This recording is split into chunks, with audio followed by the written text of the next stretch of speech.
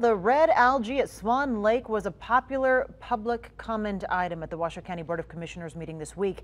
As Elizabeth Olveda shows us, residents will not let their concerns go unheard. And today, the county has some test results for them.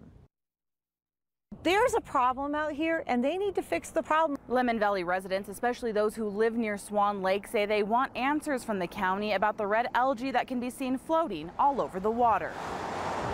About 2 weeks ago, Tammy says the community began to notice green algae in the lake and surrounding runoffs turning a different color. I hope it's not red algae because I knew that was bad. When we got over there and took a look at it, we knew it was the red algae. It's one thing that the blooms are quite the eyesore, but residents say the potential harmful effects concern them most. It is a health hazard.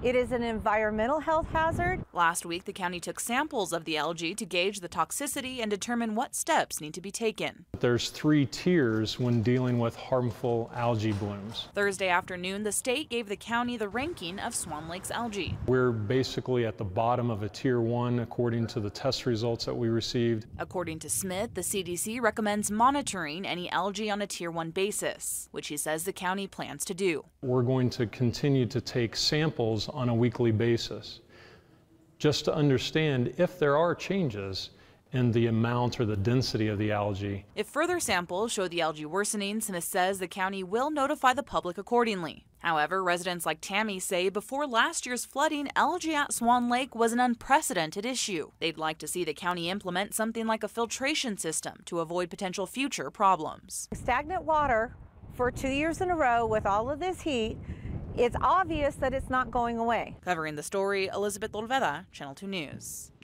Smith says they also tested the samples for E. coli and other bacteria since concerns about a possible discharge from the nearby sewer system were raised. He says those levels were non-detectable. However, he does advise residents stay out of the water along with livestock and pets and recommends taking a shower or hosing off your pets if they do come into contact with it.